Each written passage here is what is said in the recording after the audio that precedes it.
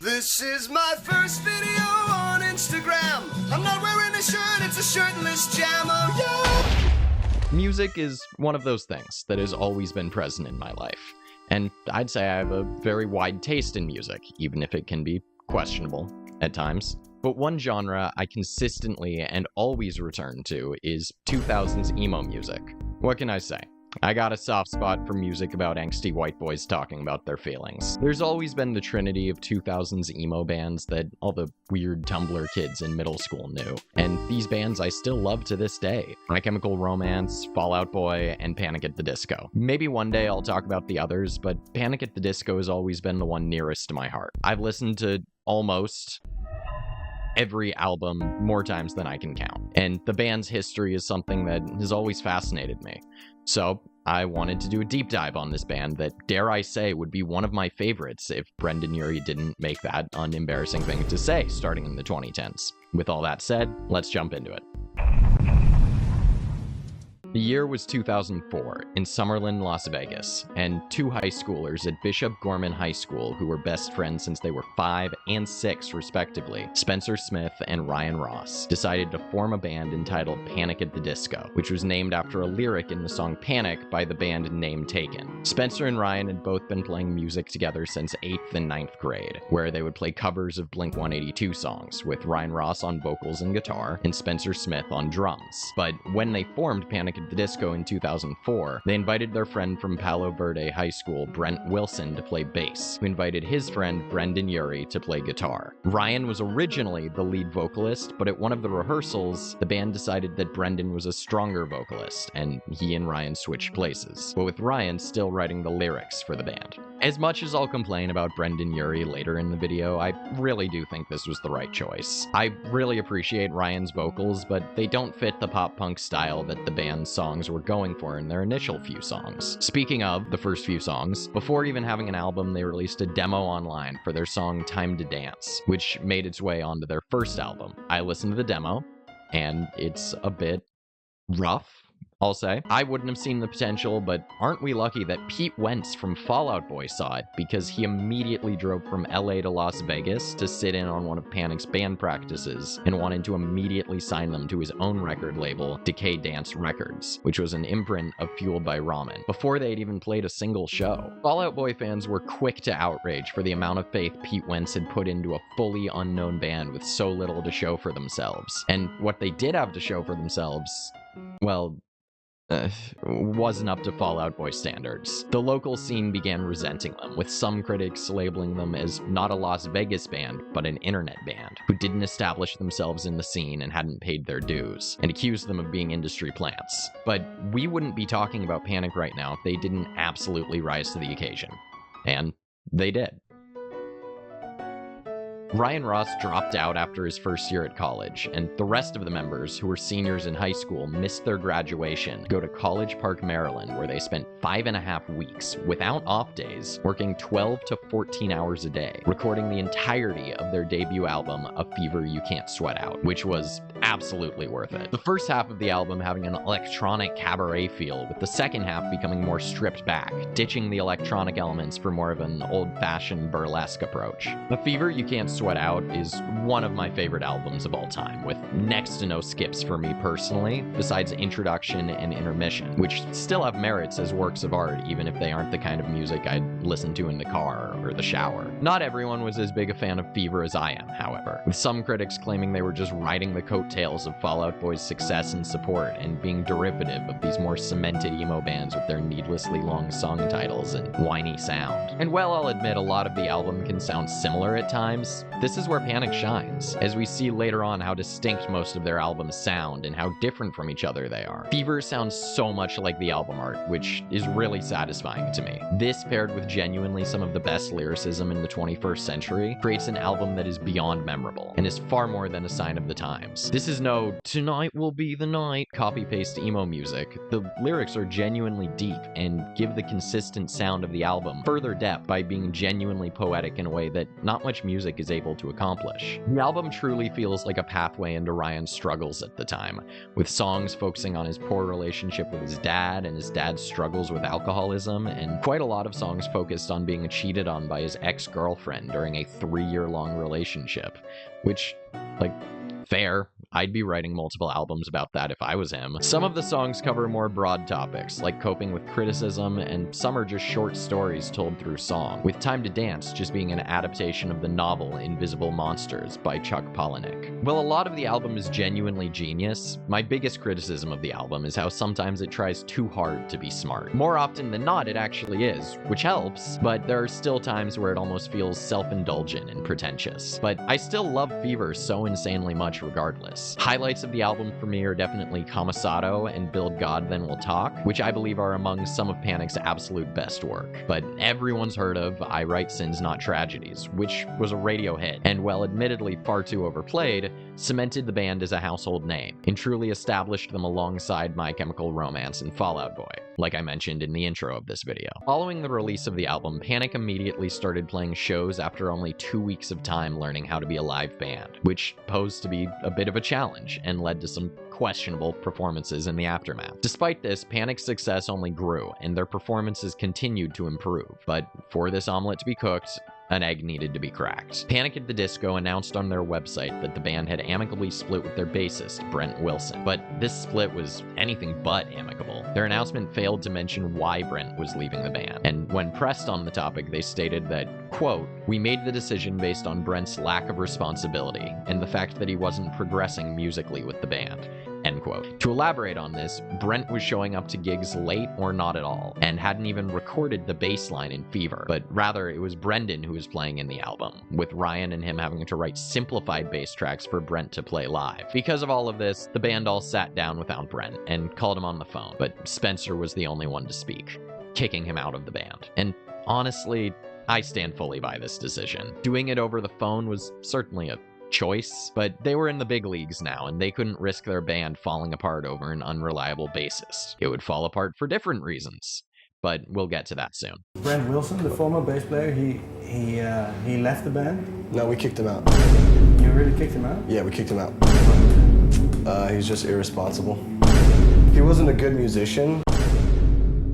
Brent Wilson was promptly replaced by Jon Walker, who is a substitute bassist signed to Decaydance Records. With a new bassist, Panic kept playing shows and opening for larger bands, until they were eventually able to tour on their own, with their Nothing Rhymes With Circus tour, which was highly theatrical, including dance numbers and circus tricks, performed by a 6-member ensemble. The tour was heavily stylized to elicit a circus feel with the band as ringleaders, capturing the feel of their debut album. The tour was famously recorded with the Live in Denver recording, including the entirety of Fever and 2 covers of Karma Police by Radiohead and Tonight Tonight by the Smashing Pumpkins. The recording has now been put on Spotify following the When We Were Young 2025 concert, where Panic's set was inspired by the Nothing Rhymes With Circus tour, which is actually what inspired me to make this video. In my opinion, the Live in Denver recording is one of the best live concert performances from the 2000s, and truly shows how far Panic at the Disco had come, with the covers being so transformative that they may as well have been new songs.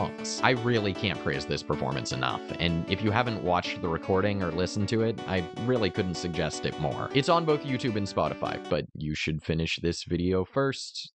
Please. Thank you. Panic had only just gotten off the ground and started tackling stardom, and they had so much further to go. Panic had been struggling to figure out where to take the band going forward. They had the pressure before Fever came out to prove that they could create a good album, but now they had to prove that they could stay consistent, which is an even larger challenge. To tackle this challenge, in March of 2007, they did the only sensible thing and locked themselves in a cabin in the mountains of Nevada with a lot of drugs and started writing an album. This album went on to be known as the Cabin Album, before developing the working title Cricket and Clover. The album was definitely experimental, telling a consistent story where each song led directly into the next instead of individual self-contained songs, and was best described as comparable to a film score. Cricket and Clover was nearly completed, and Panic was even playing some of the songs from the album at their shows, but in the final leg, they decided to scrap the entire album. The reason for the album being scrapped was attributed to multiple reasons, but most notably, they just didn't want to take the band in that direction, and they weren't having fun writing it. There's very little info about Cricket and Clover online, but based on the short clips I can find from concerts where they played the songs, it was, not good. If you want to investigate some more, I'd recommend looking up the song It's True Love online.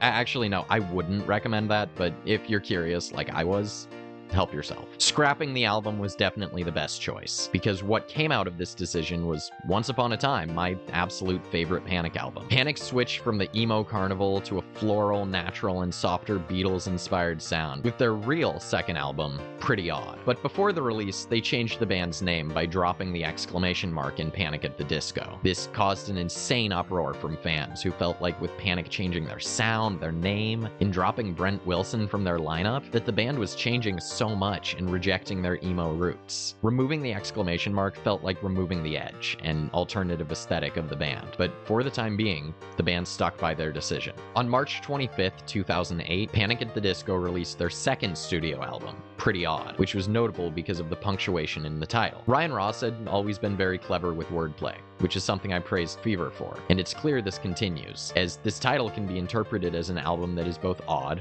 pretty odd even, but the period after pretty separates the thoughts to describe the album as both pretty as well as odd. The album can be described as psychedelic folk and heavily influenced by Sgt. Pepper's Lonely Hearts Club Band by the Beatles. The band's relationship with drugs, particularly weed and psychedelics, is very visible in this album, in both the lyrics and instrumentation that exist in a much more flowy and nonsensical way than Fever. The songs feel a lot more abstract and less direct in what they represent for the band than Fever, with more songs focused on romance and fame as a whole, and more characters singing as the active voice, opposed to the words being spoken as Ryan's own. However, Ryan had a lot more time singing in this album, even singing most of Behind the Sea, instead of existing purely as an occasional backup singer. And I feel his voice fits this style of music a lot more than it fits Fever, but this album still wouldn't be what it is without Brendon's vocals.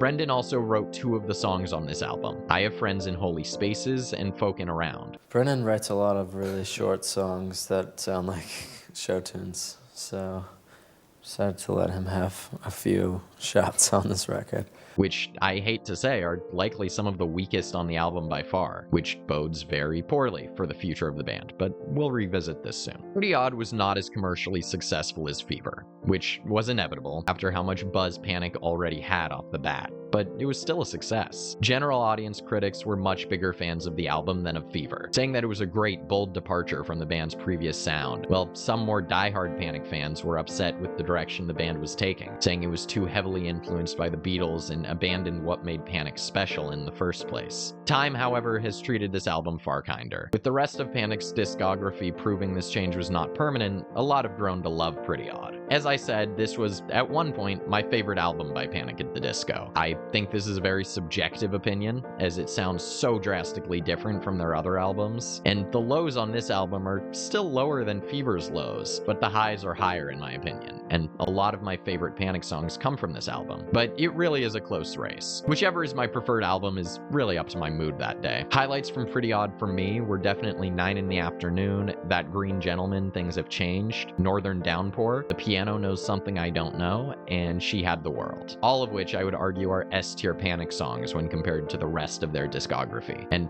also, significantly easier titles to remember than a Fever You Can't Sweat Out song titles, which I still forget sometimes to this day. Call me a fake fan all you want, but you're wrong. The live performances for the Pretty Odd era were also very different from Fever. Opposed to the over-the-top, grand, theatrical circus acts, the Pretty Odd tours involved set pieces of woods with flowers everywhere, and Panic got a bit performative with it by recycling more backstage and encouraging fans to as well. They wanted to scale back the grandeur and make the performances more intimate and personal, where the band stated they wanted to pre-plan the performances a bit less for the Pretty Odd tours, even if the theatrics of Fever shows were fun. While the Fever era was iconic, Pretty Odd was a grand old time in my opinion, and it was arguably the last time of peace for the band. Even until the spring of 2009, the whole band had been talking about recording for their third studio album, but this all changed on July 6th, 2009, when the following statement was released on Panic at the Disco's website. Ryan Ross and Jon Walker will be leaving Panic at the Disco to embark on a musical excursion of their own. Though the four of us have made music together in the past, we've creatively evolved in different directions, which has compromised what each of us want to personally achieve. Over the years, we have remained close and honest with each other, which helped us to realize that our goals were different, and that parting ways is truly what is best for each of us. We are all excited for the future. You should be too. Ryan and Jon. Panic was no stranger to vague posts on their website, but fans knew that something was different this time. On top of this, something was being sugarcoated, as was true when Brent Wilson was kicked out of the band. Well, part of it could be boiled down to Ryan and Jon wanting to continue with the sound of Pretty Odd, while Brendon and Spencer wanted to explore more of a pop-inspired development from what they worked on during Fever. Fans weren't buying it was that simple. This era of Panic history is shrouded in mystery, because this is still the story we hear today. But you can't help but to feel it was deeper than that. The band had already been working on their third album, meaning they had likely decided on a sound. And even then, the lack of being able to compromise makes the split seem so much more personal than creative differences. There were plenty of theories at the time, stretching from some undisclosed incident happening during the Pretty Odd tour, which fans noted something seemed weird during the end of that tour, because the band was hardly interacting with each other even before the album was being worked on, all the way to a secret relationship between Brendon and Ryan, which resulted in a messy breakup. I will confidently say that the second one is definitely not the case, because someone would have fucked up and let something slip by now. You can't exactly hide one of the biggest ships in the alternative scene at the time. Panic splitting up was one of the most memorable and talked about moments in the band's history, and haunts the members to this very day. But Panic was not disbanded. Ryan and Jon were under the impression the band fully broke up, and went on to make a single album called Take a Vacation under the band name The Young Vanes, which is actually really enjoyable music in my opinion. I won't delve too much into it because this is a Panic at the Disco video, but maybe I'll make a shorter video on The Young Vanes if this video does well. But I do find it ironic how few of the Ryan Ross Glazers listen to this album, or even know of its existence. Seriously, give it a listen. Besides the point. Brendon and Spencer were still intending on using the name Panic at the Disco for their duo project, which really split the fan base, and to add insult to injury, they added the exclamation mark back in. While Ryan and Jon were working on The Young Vanes, Brendon and Spencer released their first single as a duo group, New Perspective, for the movie Jennifer's Body, which gave fans hope that the band would continue making good music, even if New Perspective was significantly more pop-inspired than their previous works. But there was still something missing. Panic's magic came from the collaboration between Ryan and Brendon. Brendon was not nearly as good of a lyricist or songwriter as Ryan, but Ryan was not nearly as good of a singer as Brendon. Panic's success came from their collaboration, and it left the future uncertain, even if neither side of the conflict had anything bad to say about the other.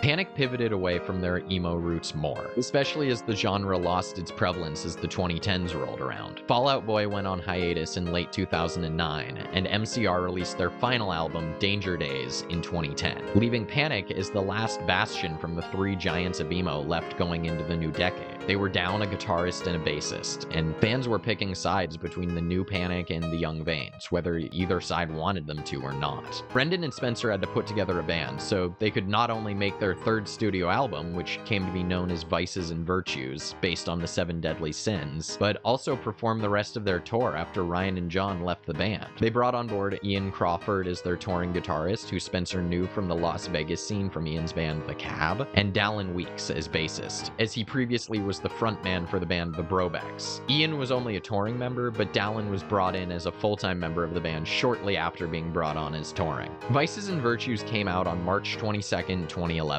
Mostly written by Brendon and Spencer, but with some slight help from Dallon. Vices tried to return to the type of music they made during the Fever era, with a steampunk aesthetic, but emphasis on the word tried. Without Ryan Ross, it just wasn't the same. While critics praised the diverse instrumentation and similarity to Fever, there was just something missing. The lyrics were far too literal and lacked the depth Panic once had. Well, Brendon's preference for a poppier sound was all too apparent. I remember liking this album a lot more in middle school and early high school, but it just doesn't really hold up as well as I remember, for me at least. It's trying so hard to be Fever while still doing its own thing that just feels disjointed. The album is by no means bad and is still enjoyable, but it's obvious how important Ryan was to the heart of the band. This became especially obvious to me during the song Ready to Go, Get Out of My Mind, which sounds like the music in a pharmaceutical commercial and bodes really poorly for the future of the band, because this type of music is not out of the ordinary for the upcoming albums. The song's stories are focused a lot on breakups, relationships, and the split of the band, notably in the song The Calendar, which I believe is the second best song on the album, well, still not even touching what Fever gave us. The best songs on this album are all ones that mean more to Brendon personally, particularly also Sarah Smiles, which was the song he used to win over his girlfriend at the time, and now wife,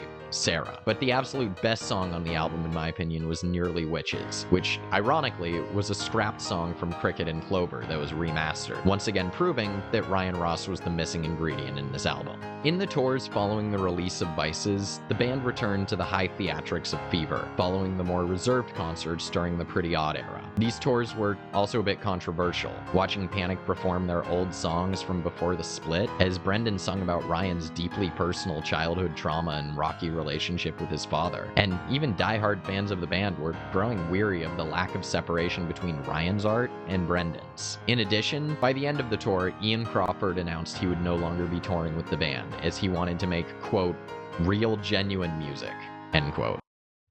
Ouch. Panic dropped a couple bangers more quietly. They collaborated with the band Fun to create the single Come On, and they wrote the song Mercenary for the Batman Arkham City soundtrack. Both songs that I quite enjoy. While some fans were completely on board with the new direction Brendon and Spencer were intending on taking the band, some were growing more and more weary of what the future would hold, and it was time for the band to decide where they wanted to go from here. Jump ahead to 2012. Panic was actively working on their fourth studio album, which would be known as Too Weird to Live, Too Rare to Die, or ABCDEFG for short. And Brendon and Sarah got married. Good for them. It seemed the worst of the drama with the band was over, even though fans were still split on Ryan and Jon leaving the band around 4 years ago at this point. And this was still an ever-looming presence over everyone involved, especially with the thing where... And no, that's not relevant. We need to focus on the new album. I just brought it up. God damn it. Meet Chelsea, also known as Brendon Urie Vines online. And Chelsea is a mentally deranged stalker. She loves Brendon Urie far too much. She ran several Tumblr blogs, because of course she did, all about Brendon, posting all these pictures of him and his friends and family never before seen. But how did she get access to these pictures? She would hack accounts of people close to Brendon and Sarah, or even make fake accounts pretending to be their family members, and get access to these pictures they privately posted for their loved ones, which she then posted for the entire internet. But if that's all she did, we wouldn't be talking about her today. Using the Facebook account of one of the music video directors for Panic during the Pretty Odd era, which she hacked into, Chelsea messaged Ryan Ross and got his personal phone number, and proceeded to spend 9 fucking months texting him, catfishing him, and pretending to be Brendon Urie. And she was very convincing at mimicking his speech and texting patterns because of how obsessed she was with Brendon. Ryan and Brendon hadn't spoken in over 2 years, and Ryan was so thrilled to reconnect with one of his ex-closest friends, and spilled personal info, his innermost thoughts, and even asked to collaborate on songs together. Eventually, Chelsea admitted what she was up to and bragged about it to another fan of the band who is not a narcissistic psychopath named Hannah. And Hannah immediately went to Ryan Ross's manager, so Ryan could be saved from communicating with a lying piece of shit pretending to be one of his best friends he had a falling out with. Ryan proceeded to have a very public breakdown on social media after. Chelsea published an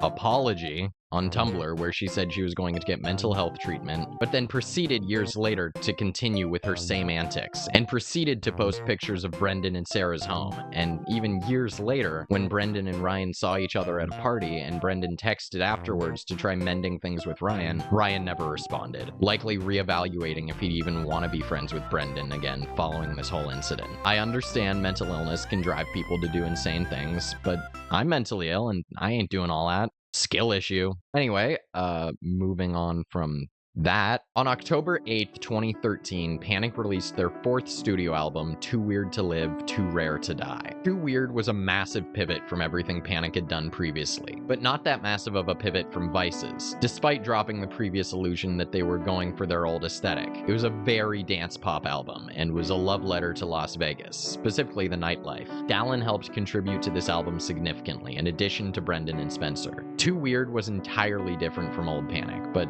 a lot of people liked it, and I'll admit there's some bangers on there. This Is Gospel is likely one of the only Brendon Urie Panic songs that I would confidently say I enjoy as much as old Panic, and it's really just a beautiful song. It's a song about Spencer Smith's battles with drug addiction and alcoholism that he's suffered from since all the drugs during the Pretty Odd era. A couple other highlights were Far Too Young to Die and Casual Affair, both of which I really feel hold a candle to old Panic, and I'll regularly return to them. Despite this praise, there are a lot of mediocre songs on the album that just don't stand the test of time. This might be a controversial opinion, but Miss Jackson really just felt repetitive and, while catchy, also relatively uninteresting. The meaning is kinda crazy though. It's about Brendon just sleeping around a ton and realizing he was hurting people's feelings when it happened to him. Another song with a wild meaning was Girls, Girls, Boys, which fans interpreted to be a queer anthem, but it turned out to be about Brendon having a threesome with two girls. The album on the whole is not that strong, but there are definitely some strong songs on there. The lyrics feel too on the nose at points, and at other points too nonsensical, trying to emulate Ryan Ross, who haunts the narrative like no one's business. Following the album's release, Panic went on tour, as was tradition up to this point, but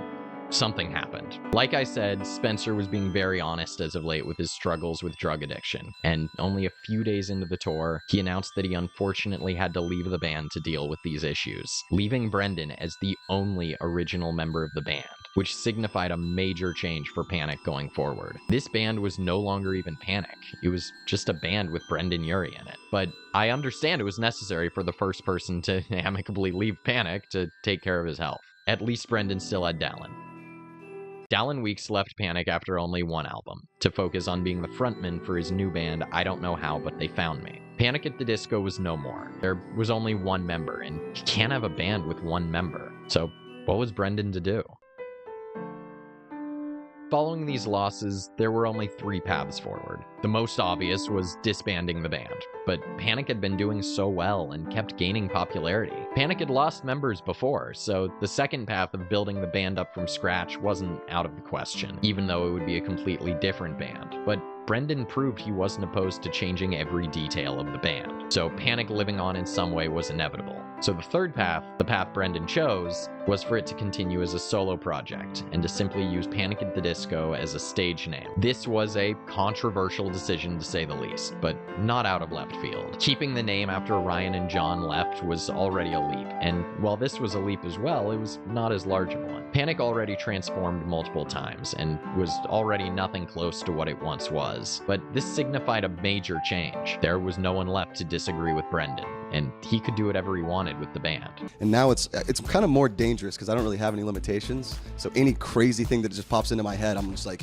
yep, I'm doing this, you know? And he wasted no time creating Panic's fifth studio album. Brendon released the full album for Death of a Bachelor on January 15th, 2016, to mixed reviews. Commercially and with middle schoolers, the album did great, but critics said it was directionless and a pale imitation of Frank Sinatra mixed with Brendon's signature 2010s pop, which isn't an insane criticism at all. I still personally liked it despite there being some real stinkers on the album. LA Devotee and Impossible Year really stand out to me as something deeper than the rest of the album. Impossible Year was also one of the first songs I ever worked on during singing lessons in high school, so I definitely have a soft spot for it. What I can praise the album for is how much it sounds like the album art, which is something I always love. It has a very distinct aesthetic and was a staple in middle school, but as I grew up, I really realized how overly simple yet dated the album feels. It's by no means bad, and it's definitely Brendon Urie's best solo project by far, but it's still clear some oversight of someone saying, hey, Brendon, the good, the bad, and the dirty is atrocious and insanely repetitive with its atrociousness. Would have been helpful. There are times when the album hits its mark, but it's still plagued by how self-indulgent Brendon's lyrics can be, and how much he wants to be a pop pop star. And also how much this motherfucker says the word whoa. Brendon played every instrument on the album and wrote it mostly by himself with some help from producers and friends. There's no denying he's talented. This has been clear throughout his career, but this talent feels very unchecked and untamed when he's the primary writer. He's been the face of Panic since the beginning. There's no denying he was who most people associated with the band. Most people could only name him when asked members of the band, and he very much took advantage of this to make the fame about him. He was the star, and he wanted everyone to know it. Some people would be able to name Ryan Ross, but his reputation was always different. Ryan was reserved and pretentious, and when he left the band after The Young Vanes, he left the music scene for years and only briefly reappeared in the public spotlight. And this was on purpose. Spencer, Jon, and Dallon were all very influential to the band, don't get me wrong, and Brent Wilson was also in the band. But a lot of people just didn't know who they were. But Brendon was a showman. He adored the spotlight, and as the years went on, his nature of being a bit arrogant and cocky became more obvious. But his talent, even if unchecked, was clear, and talented people can get away with a lot. Brendon was on Broadway. No, seriously, he was. Playing Charlie Price, the lead, mind you, in Kinky Boots on Broadway, right after the success that was Death of a Bachelor, was something that I don't think was on anyone's bingo card for 2017. Brendon's success, and by extension Panic's, was at an all-time high. Despite the quality of the band declining over the years, they were more of a household name than ever, and the internet was a massive factor in this. Not only did Panic have a new fan base of chronically online Tumblr kids who were no longer emo, but now theater kids, but Brendon was also gaining a fan base by being a Twitch streamer who played Fortnite. No, I am not joking. Brendon Urie played games and also did chatting streams as a Twitch streamer during this time period, as well as a heavy presence on Instagram and Vine. All this time in the spotlight with no censoring was not the best for Brendon, considering his lack of filter and interesting persona. No, you know what? I'll say it. He was being really, really annoying. This is my first video on Instagram. I'm not wearing a shirt, it's a shirtless jam. Oh yeah!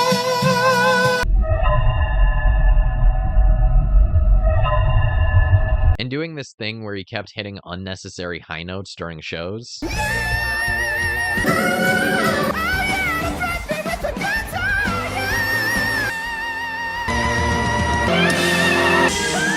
Traffic is so much fun, 'cause it's not like I was really trying to get anywhere. I wish I was born black, so I can wear the clothes I wear without getting made fun of. That's not why they made fun of you, Brendon. Who was the best member of US pop punk band Panic at the Disco? Ryan Ross? That's totally f***ing wrong. It's actually me, so. But this didn't stop the baby girlification of Brendon Urie from the new, very young Panic stans, who called him Bebo. Brendon Urie is honestly just like evil Lin-Manuel Miranda and less evil Morrissey. The older Panic fans were a bit tired of Brendon's antics, but Brendon was not, evidently, and he followed up all of this commercial success with the announcement of Panic's 6th studio album, Pray for the Wicked. Pray for the Wicked released on June 22nd, 2018, to fairly positive reviews from critics. I, however, think it is actually really bad. Maybe I'm just not the target audience for this type of music, but I'm actually devastated by how much of a severe downgrade this was from Death of a Bachelor. While other Panic albums have had distinct aesthetics, this album's aesthetic can really be boiled down to clouds and Cole's commercial pop music. Some people praised how much of an influence Brendon's time on Broadway had in this album, with the song Roaring Twenties being directly influenced by the experience, but I really just don't hear it. It's really just copy-paste pop music. Well, I'll give Brendon credit for some of the songs being catchy and some of the instrumentals being solid. That still didn't make me like the album. Brendon's ego was really shining throughout the album, specifically Dancing's Not a Crime, which is literally written about how much he annoys his friends, in his own words. The album also had The Overpass, which I'd argue is one of the absolute worst Panic at the Disco songs. That's a hot take, I think, but I don't care. There were some highlights, like Dying in LA and Hey Look Ma, I Made It. That's another hot take. But I still didn't exactly like these songs. They were just better than the rest of the album. And there's, of course, the infamous song High Hopes. What could have become another generic pop song became the Panic at the Disco song, displacing I Write Sins Not Tragedies as the band's #1 song on on most streaming platforms. Democratic presidential candidate Pete Buttigieg even used the song as a core part of his campaign for the 2020 election. Had to have high hopes for a living, shooting for the stars when I couldn't make a killing. Didn't have a dime, but I always had a vision, always had high hopes. Even the most diehard of Brendon Urie stans were getting fed up as this song became an overplayed radio hit. It really sunk in that Panic was no longer alternative music. Brendon's music was now fully mainstream pop. He even collaborated with white women's favorite Taylor Swift on the song Me, sung the end credits song for Frozen 2, and he was reaching newfound heights of public awareness. His music was fully unrecognizable from Panic's earlier work, but the de-evolution was obvious when looking back at the albums in retrospect. Despite high hopes climbing the charts with the general public, Panic saw themselves in even more controversies than ever, with far less dedicated defenders. Panic has had a constantly changing touring band lineup even when it became a solo project for Brendon, but their current touring guitarist, Kenneth Harris, was removed from the lineup because of credible allegations of sexual misconduct towards underage fans. And immediately following this, it came out that Panic's head security guard and bodyguard since their early days and close friend of Brendon Urie, Zach Hall, was outed similarly to Kenneth Harris for sexual misconduct towards underage fans. 2-for-1 deal is crazy. Youch. These allegations were backed up by former touring guitarist Ian Crawford, who cited Zach Hall's mistreatment of those around him as another primary reason he left the touring lineup. Dallon Weekes also came out and called Zach Hall one of the worst people he'd ever met. And his wife, Breezy Weekes, stated that the only reason they didn't speak out about it was out of fear of Dallon losing his job with Panic, and implied Brendon and Sarah were complicit in Zach's mistreatment. This was made even more despicable by the fact that it took Brendon 3 whole months since these accusations came out to even speak on it. Brendon then came out with a 3-minute response video on his Twitch where he condemned Zach's actions and said he would be removed from his position with Panic, but stood by that he would stay close friends with Zach. And even years later, fans saw in backstage photos at a concert that Zach was still present. This all did not go over well with fans, and even more of the remaining Panic fans were turning on Brendon for his response. And on top of this, it came out that Girls, Girls, Boys, the song I talked about that Brendon claimed was about a threesome he had with 2 girls, Dallon wrote about his wife, embracing her being pansexual. Despite Brendon also being pan, this did not go over well at all either. And after all this, Panic was at a new low and went dark on all social media. What could possibly happen next was anyone's guess. After 2 years of mostly radio silence, Panic came back with a single teasing their 7th and final studio album, Viva Las Vengeance. When this single came out, I remember being so hyped, because the title track was easily the best Panic had been since Death of a Bachelor came out in 2016, but this hype was very short-lived. The full album of Viva Las Vengeance came out on August 19th, 2022, and it was actually really bad. Not like Pray for the Wicked that just wasn't my taste, it was universally hated, and it didn't help that the criticisms of Brendon hadn't died down. Well, the album finally gained an actual aesthetic again and was less of a pop album than Pray for the Wicked. That didn't save the insanely strained vocals that Brendon insisted on doing zero auto-tune on, where he kept doing high notes he couldn't hit to try role-playing as Freddie Mercury. Despite recycling the concept of talking about Las Vegas in detail from Too Weird to Live, Too Rare to Die, some of the instrumentals were good, and there were a couple songs matching the quality Brendon had done before on his own. Specifically the title track and Don't Let the Lights Go Out, which despite sounding like a perfect song to do a FNAF animatic to, those were really the only remotely good songs on the album. The absolute worst of Panic's discography was included in Viva Las Vengeance, especially Star Spangled Banner with very strained vocals and repetitive lyrics, and Local God, which was a salty, borderline diss track on Ryan Ross. But you know an album is bad when Middle of a Breakup isn't even close to the worst song on the album. When Brendon went on tour with this album, his strained vocals were becoming all too obvious. He had really been shredding up his voice with trying to show off in recent years, and most of Panic's fan base had honestly moved on by this point when it really just became Brendon celebrating himself. And then,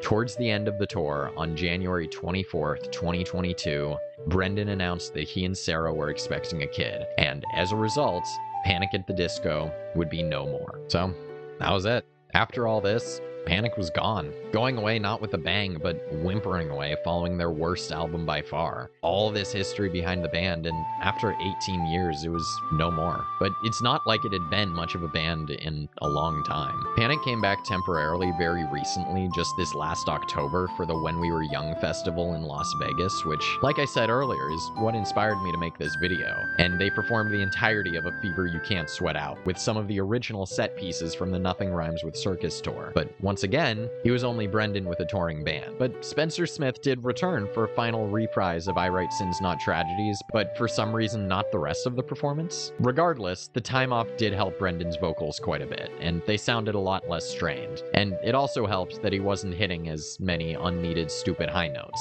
He did hit some, but he always has at live shows ever since the Fever era. But after Live in Denver was released on Spotify and had a vinyl of it announced, Panic returned to retirement. So, there you have it. This was the entire comprehensive history of Panic at the Disco. I really hope you all enjoyed because this video took me a lot of hard work to make. But before we finish off, I reviewed every single Panic song on their studio albums for this video, listening to one and writing about it each day for a week. And I'm really proud of myself for how quickly I wrote this script because this is probably my longest script so far, and also the fastest one I've written by far. So, let's go, Ben. Please clap. Anyway, I thought it'd be fun to end the video with a really quick ranking of the albums since I've been seeing a lot of those on TikTok since Panic's been trending a bit after When We Were Young. I reviewed each song 1 out of 10, then got the mean average to get the score for each album. So, I'll read the score for the album and put the individual song scores up on screen. To start off, in 7th and last place is predictably Viva Las Vengeance with a score of 4 out of 10, really only saved by the title track and Don't Let the Lights Go Out. Following that is Pray for the Wicked in 6th place with a score of 4.5 out of 10. The next two are both interchangeable at 7.5 out of 10, which are Death of a Bachelor and Too Weird to Live, Too Rare to Die. But just because there are more songs I like on Death of a Bachelor, I'll give 5th place to Too Weird and 4th to Death of a Bachelor. 3rd place is Vices and Virtues at 8 out of 10. 2nd and 1st place are also interchangeable at 9 out of 10, and very much up to preference. Pretty Odd used to be my favorite, but lately I've been listening to Fever more often because of Live in Denver releasing on Spotify. So I'll give 2nd place to Pretty Odd and 1st place to A Fever You Can't Sweat Out. But yeah, I really hope you all enjoyed this video because it was a ton of fun to make despite how bad Panic's later discography is. If you want to see more content like this, please consider liking, commenting, and subscribing. This was what happened to Panic at the Disco, but we've already been over it. Thanks for watching.